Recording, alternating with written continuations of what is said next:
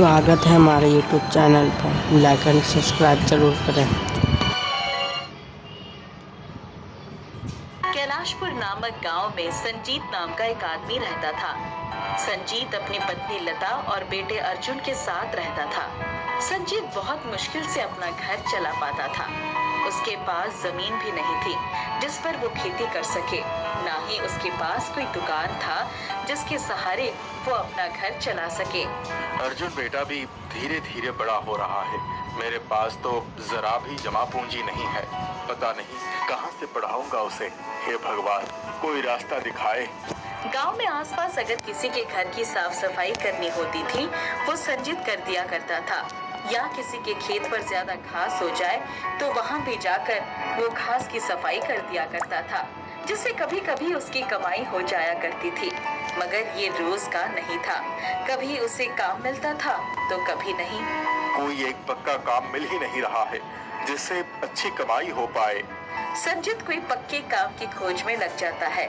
काम खोजते खोजते उसे शाम हो जाती है। वो घर आता है। लता, कुछ खाना बनाया है तो दे दो, बहुत जोर की भूख लगी है। जी थोड़ा आटा बचा था तो रोटी सब्जी बना दी हूँ, मगर कल का पता नहीं क्या होगा। ओ, क्या कर सकते हो? जो है वही ला कर दो। मैं तो खुद ही काम को लेकर परेशान हूँ। जी आप ज्यादा परेशान मत होइए। भगवान ने चाहा तो जरूर जल्दी ही कुछ अच्छा होगा। लता संजीत को रोटी सब्जी परोसती है। आज तो ये रोटी सब्जी मिल गई, आगे तो पता नहीं ये भी मिल पाएगा या नहीं। संजीत रोटी सब्जी खाते खाते काम के बारे में सोच रहा था। तभी वो सोचता है, रोटी सब्जी, वाह, ये तो बहुत अच्छी बात है। इसी रोटी सब्जी से तो मेरा काम बन जाएगा। संजीत खुशी के मारे लता से कहता है, लता, मुझे पता चल गया है मैं क्या करूँगा और किस चीज से मेरी अच्छी कमाई हो पाएगी। बताओ, क्या तुम मेरा साथ दोगी? हाँ जी जरूर, क्यों नहीं, मैं आपके साथ जरूर दूंगी। मगर ये तो बताइए बात क्या है? अरे लता, अब से मैं रोटी सब्जी बेचूंगा जिससे हमारी कमाई हर रोज होगी। बताओ, सही सोचा ना मैंने? जी आपने सोचा तो सही है, मगर आप रोटी सब्जी बेचने कहाँ वाले हैं? हमारे पास जगह भी तो नहीं है। अरे हाँ लता, ये तो तुमने सही कहा। अच्छा छोड़ो, फिर कुछ और ही सोचूंगा। जी कुछ ऐसा सोचिए जिसे हम सच में कर पाए। उदास होकर संजीत घर से बाहर आ जाता है और वापस से काम ढूंढने में लग जाता है। दिन भर काम ढूंढता है। काम न मिलने पर उदास होकर पेड़ के नीचे बैठ जाता है। वही संजीत के पास एक और आदमी आकर बैठता है। क्या भाई, कहाँ रहते हो? मैं इस गांव में नया आया हूँ, सभी से बात करने की कोशिश कर रहा हूँ। अच्छा, मैं यहीं इसी गांव में वर्षों से रह रहा हूँ। यहाँ से कुछ दूरी पर मेरा घर है। अच्छा, वैसे मेरा नाम प्रताप है और आपका नाम क्या है? मेरा नाम संजीत है। आप थोड़े दुखी लग रहे हैं, क्या बात है? जी दरअसल मैं काम की तलाश कर रहा था, मगर कोई काम नहीं मिल रहा है। सोचा था कुछ बनाकर बेचूंगा, मगर उसके लिए मेरे पास जगह नहीं है।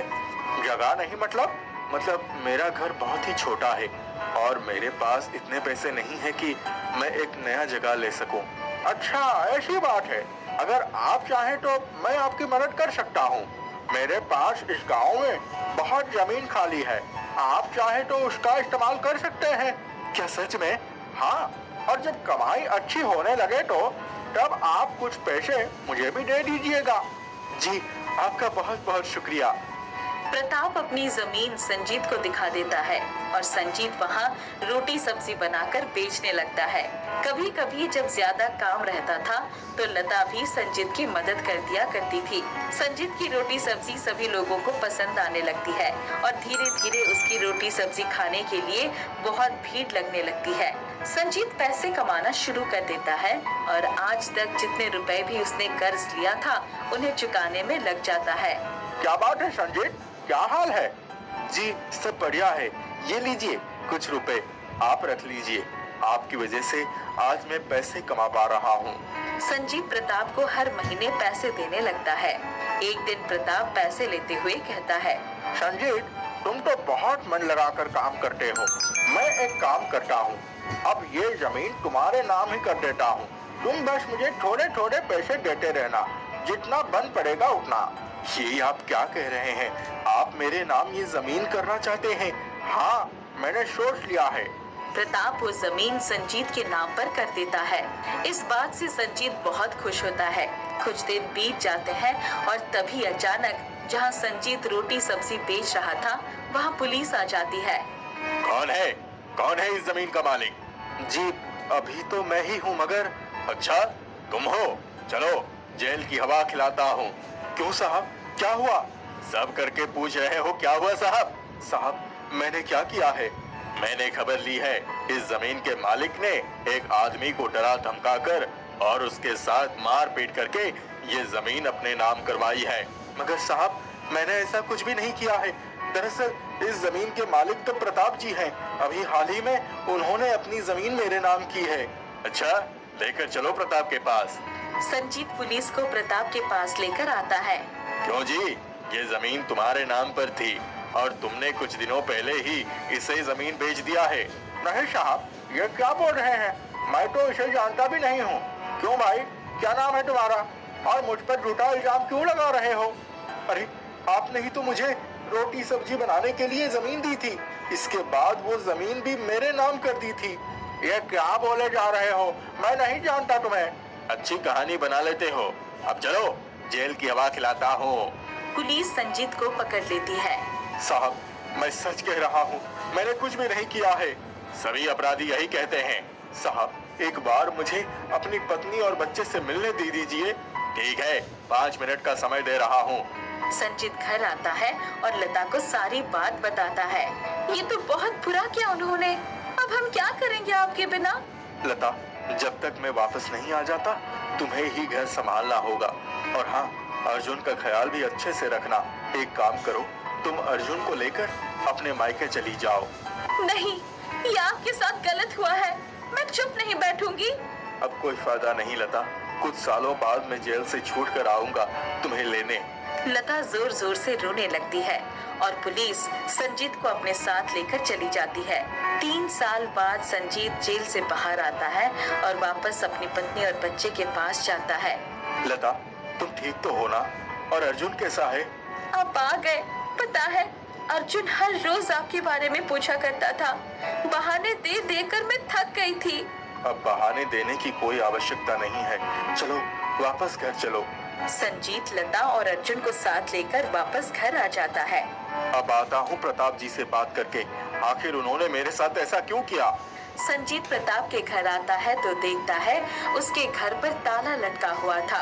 आसपास के लोगों से पूछने पर पता चलता है कि वो 1 साल पहले ही गांव छोड़कर चला गया है। संजीत वापस घर आ जाता है। लता, वो तो 1 साल पहले ही गांव छोड़कर जा चुका है। छोड़िए जी, उनको उनके किए की सजा भगवान जरूर देगा। आप ये सोचिए कि कौन सा नया काम ढूंढना है। हाँ लता, अब वापस से कोई नया धंधा ढूंढना पड़ेगा।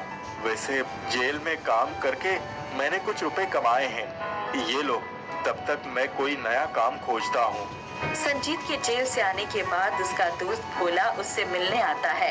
क्या भाई, ठीक तो है ना? उस प्रताप ने तेरे साथ अच्छा नहीं किया। हाँ, छोड़, अब बीती बातें क्या याद करना। अब कोई नया काम ढूंढता हूँ और आगे के बारे में सोचता हूँ। भाई, एक बात बोलूं, यहाँ से थोड़ी दूरी पर जो शहर है वहाँ बहुत कम ही ढाबे और रेस्टोरेंट हैं। तू चाहे तो वहाँ जाकर अपनी रोटी सब्जी बेच सकता है, बहुत अच्छी कमाई होगी। चल भाई, ठीक है, मैं सोचता हूँ। संजीत ये बात लता को बताता है और अगले ही दिन शहर आ जाता है। यहाँ तो एक भी जगह ऐसा नहीं दिख रहा है जहाँ मैं रोटी सब्जी लगा सकूं। अब वापस किसी से जगह नहीं ले सकता, कुछ और सोचना होगा। तभी संजीत को साइकिल का ख्याल आता है। हाँ, ये सही रहेगा। मैं रोटी सब्जी साइकिल पर घूम घूम कर बेचूंगा। संजीत ने जितने पैसे जेल में रहकर कमाया था उनसे एक साइकिल खरीदता है। लता, अभी तुम लोग यहीं गांव में ही रहो। एक बार मैं वहाँ सब कुछ व्यवस्थित कर लूँ, फिर लेकर चलूंगा। संजीत हर रोज गांव से शहर आना जाना करने लगता है और साइकिल पर घूम घूम कर रोटी सब्जी बेचने लगता है। रोटी सब्जी वाला, रोटी सब्जी वाला। सभी संजीत की रोटी सब्जी खाने आने लगते हैं। इसी के साथ उसकी कमाई अच्छी होने लगती है। वो शहर में किराए पर घर ले लेता है और अपनी पत्नी बच्चों को भी लेकर वहीं आ जाता है और इस तरह वो हर रोज साइकिल पर रोटी सब्जी बेचने लगता है। धीरे धीरे संजीत की आर्थिक स्थिति सही होने लगती है। एक दिन संजीत साइकिल लेकर रोटी सब्जी बेच ही रहा था, तभी उसे शोर सुनाई देता है। संजीत वहां आता है तो देखता है सड़क हादसे में एक इंसान की मौत हो गई है, जिसकी वजह से भीड़ लगी है। संजीत और पास आता है तो देखता है वो प्रताप था। ये देख संजीत हैरान रह जाता है और वहाँ से चला जाता है। अच्छा, इसका मतलब प्रताप जी गांव से भागकर यहाँ रह रहे थे। वापस संजीत रोटी सब्जी बेचने निकल जाता है। ऋषिकेश नौकरी में अपना एक घर तक नहीं बना पाए थे, अब रिटायर होने वाले थे। पत्नी घर के लिए कहती रह गई, पर इतना पैसा ही नहीं था कि अपने परिवार को एक छत दे सके। दोनों बच्चे सुजीत और अमित एक बार कमाने गए तो लौट कर नहीं आए। कोई खबर भी नहीं दिया कि कहाँ है, कैसे है। कौशल्या बच्चों की याद में हमेशा तड़पती रहती। गांव में थोड़ी बहुत जमीन थी। उनकी पत्नी, मैं तो कहती हूँ गांव की 1-2 बीसा जमीन बेच दो, आखिर हमारे किसी काम तो आ नहीं रही। ठीक है, अखिल से कहता हूँ। उन्होंने अखिल को खबर कर दिया था, पर जमीन बेचने के नाम पर। भाई साहब, आपके पास तो नौकरी है, हमारे बच्चे उसी जमीन के बदौलत पर रहे हैं। ऋषिकेश चुप रह गए थे। गांव का घर ही ठीक ठाक करवा लेते हैं, वहीं चलकर भाई के परिवार के साथ बाकी का जीवन भी काट देंगे। बच्चों ने तो ये भी नहीं पूछा कि अम्मा बाबूजी आप कहाँ रहेंगे। यही सोचकर उन्होंने गांव में भाई को पत्र द्वारा सूचित कर दिया। भाई अखिल को जैसा ही बड़े भैया का पत्र मिला, वो चिंता में पड़ गया। अरे रमा, वो भाई साहब रिटायर होकर यहीं गांव में रहने की सोच रहे हैं। लो जी, ये नई मुसीबत सिर पर आकर बैठ जाएगी। इतने छोटे से घर में अपने परिवार की गुजर बसर तो होती नहीं, उन्हें कहाँ रखेंगे। घर में तो उनका ही हिस्सा है, तुम अपने हिस्से में रहो, वो लोग अपने हिस्से में रहेंगे। वाह जी वाह, पूरी जिंदगी हमने घर की देखभाल की, मरम्मत करवाई, रंगाई पुताई करवाई। हम छोड़ दिए होते तो खंडर हो गया होता। अब चले हैं उनका हिस्सा देने। मैं कुछ नहीं जानती, उन्हें कह दो अपने लिए घर बनवा ले। मैं तो नहीं कह पाऊंगा, तुम ही भाभी जी से कह देना। ऋषिकेश जब रिटायर होकर सारा सामान लेकर गांव पहुंचे तो इतना सामान रखने की जगह कहाँ है। सभी कमरों में तो हमारी दोनों बुआओं का सामान भरा है। जीजी, भाई हमारे कमरे खोल दो, हम उसी में गुजारा कर लेंगे। जीजी, आप तो अपने लिए दूसरा घर बनवा लो, यहाँ जगह नहीं है। कौशल्या ऋषिकेश का मुंह ताकने लगी। अब क्या करें? कोई बात नहीं, हम अपना सामान गोबर गैस के पास वाले बरामदे पर रख लेंगे। सुबह पंचायत बुलाई जाएगी, जो पंचों का फैसला होगा वही होगा। सारा सामान गोबर गैस वाले बरामदे में रखवा दिया गया। साथ में कुछ खाने पीने का सामान था, वही खाकर एक चारपाई पर सो गए। मैं बार बार कहती रही, गांव की जमीन बेच दो, आज उसी की बदौलत शेरनी बनी है, पर तुम्हें तो भाई के प्रेम के आगे कुछ सूझता ही नहीं था। सारी रात मच्छर खा गए। गोबर गैस के पास बदबू और मच्छरों के अलावा और किस चीज की उम्मीद हो सकती है? जरा मैं पंचों को सूचित करके आता हूँ। पंचों को सूचित करके बाजार से कुछ चाय बनाने का सामान ले आते। हाँ, मैं ले जाऊंगा। तुम तब तक नहा धोकर पूजा पाठ निपटा लो। ऋषिकेश पंचों को खबर करके बाजार से चाय की पत्ती, चीनी, दूध, दाल, चावल, सब्जी, मसाले और थोड़ी सी जलेबी लेकर वापस लौट रहे थे। तभी भगवान तुम्हारा भला करे, कुछ खाने को दे दो। लो, अभी तो कुछ नहीं है, ये जलेबी खा लो। बुढ़िया बैठकर जलेबी खाती जा रही थी, आंखों से आंसू बहते जा रहे थे। चाय का सामान घर पहुंचा दूं, उसके बाद देखेंगे क्या खाना है। घर पहुंचे तो सरपंच और सभी लोग पहले से ही हाजिर थे। पंचायत हुई, पर पंचों का फैसला भी गांव में रहने वालों से अलग न था। अंत में यही फैसला हुआ है कि बंटवारा हो जाए। ऋषिकेश को एक जोड़ी बैल दे दिए जाए और खेत, घर की जमीन के बराबर जगह दे दिए जाए। चिंता करके कुछ भी हासिल नहीं होगा। जैसे तैसे जीवन तो काटना ही होगा। इसी बरामदे को झड़वा पोछवा दो, गोबर से लिपवा दो, रहने लायक हो जाएगा। घर बनाने का खर्चा कम से कम 5 लाख से नीचे ना होगा। सारी कमाई घर में लगा देंगे तो खाएंगे क्या? पेंशन भी तो नहीं है। कौशल्या ने 1-2 मजदूर बुलाकर बरामदे में गोबर से लिपवा दिया। ईंटों का चूल्हा बनाकर खाना चढ़ा दिया। मैं जरा बैलों को देख कर आता हूँ। ऋषिकेश ने देखा कि अखिल ने उन्हें सबसे कमजोर बेलों की जोड़ी दी थी। उनको देखते ही बेलों ने अपना सिर हिलाया और उनके गले में बंधी घंटी बजने लगी। चलो बेटा, अब तुम ही दोनों का सहारा है। हमारा और तुम्हारा दुख एक ही है। ऋषिकेश की आंखों से आंसुओं की धारा बहने लगी। बेलों की आंखों से भी आंसुओं की धारा बहने लगी। ऋषिकेश ने उनकी नाद में चारा डाला और चुपचाप वहाँ से चले आए। चारा दे दिया उनको। पता नहीं क्यों बैल भी मेरे साथ साथ रो पड़े। दिल छोटा मत करो। ईश्वर दुख देता है, वही सहने की शक्ति भी देता है। चलो खाना खाकर आराम कर लो। सोच रहा हूँ अब 2 बीघा जमीन निकाल ही दूं। कल बाजार जाऊंगा तो 1-2 लोगों से बात करूंगा। हाँ, जितनी जिंदगी बची है कम से कम आराम से रहें। दोनों खाना खाकर सोने गए तो अचानक बेलों की घंटी बजने लगी। जरा बेलों को देख कर आता हूँ। ऋषिकेश जब वहाँ पहुँचा तो देखा कि अखिल बेलों को जबरदस्ती कुछ खिलाने का प्रयास कर रहा था। अभी तुम्हारा जी भरा नहीं अपने दोगलेपन से। घर हथिया लिया, जमीन पर नाग बनकर बैठे रहे। अब बेलों की भी जान लेने पर तुली हो। उन्हें जहर खिलाने के जुर्म के लिए कल सुबह मैं पुलिस में रिपोर्ट लिखवाऊंगा। अखिल ने वही पेड़ एक बांस से उसके सिर पर दे मारा और वहाँ सो चप्पत हो गया। ऋषिकेश की आंखों के सामने अंधेरा छा गया। वो वहीं बैठ गया। बेलों की घंटी जोर जोर से बजने लगी। कहाँ रह गए? घंटी तो अभी भी बज रही है, चलकर देखती हूँ। कौशल्या वहाँ पहुँची तो ऋषिकेश को बैठे देखकर, क्या हुआ? ऐसे क्यों बैठे हो?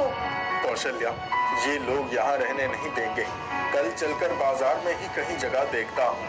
अपने बैलों को भी वहीं ले जाऊंगा। उन्होंने सारी बातें कौशल्या से बताई। दूसरे दिन थाने में फौजदारी की रिपोर्ट लिखवाने गए तो ऋषिकेश, चुपचाप अपना बोरिया बिस्तर बांध के यहाँ से चलो, वरना कोई केस ठोक कर आप ही को बंद कर देंगे। ऋषिकेश समझ गए थे कि अखिल यहाँ पहले से ही गोटी फीट कर गया है। उन्होंने बाजार में जाकर सेठ बनवारी लाल से बात की। ऋषिकेश, आप अखिल को जानते नहीं है। वो 1 नंबर का झूठा, मक्कार और नशाखोर है। अच्छा हो कि आप यहाँ से निकल जाइए। मैं भी यही सोच रहा हूँ। जमीन बेचने तक कोई ठिकाना मिल गया होता तो बड़ी मेहरबानी होती। हम वाजिब किराया भी दे देंगे। हमारा एक घर है, लेकिन बड़ी वीरान सी जगह पर है। किराया की मुझे जरूरत नहीं है। आप चाहे तो वहाँ रह सकते हैं। आपने तो हमारी समस्या ही हल कर दिया। बस जमीन का कोई खरीदार मिल जाए तो हमें बता दीजिएगा। ठीक है, आप अपना सामान लेकर शाम तक आ जाइए। ऋषिकेश जब घर पहुँचे तो, अरे सुनते हो, मैं बैलों को चारा खिलाने गई थी। वहाँ उनकी नान में ये थैली मिली। क्या है इसमें? खुद ही देख लो। ऋषिकेश ने थैली खोली तो उसमें सोने की ढेरों मुहरें पड़ी थी। ये कहाँ से आई? पता नहीं, पर हमारी तो समस्या खत्म हो गई। चलो अब शहर चलते हैं। वहीं चलकर इन मुहरों को बेचकर घर ले लेंगे।